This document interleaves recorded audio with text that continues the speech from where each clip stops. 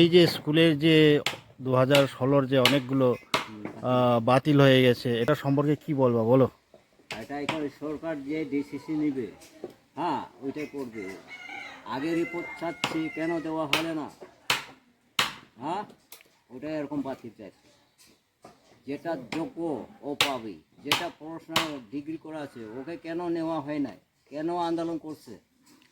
কেন পয়সা দিয়ে ঢুকছে? এটা বলো জবাব আমাকে।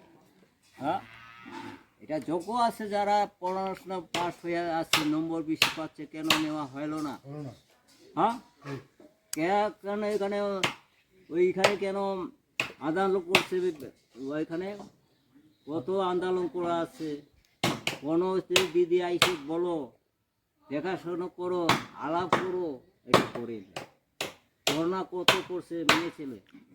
হ্যাঁ, কত কত সালা হাজার হাজার MA BA পড়ে বেশি ট্রেনিং পাস হয়ে আছে, কেন নিল?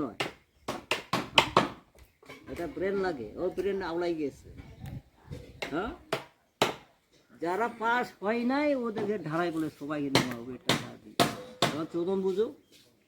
এখন সরকার বলছে আমাকে রিপোর্ট দাও।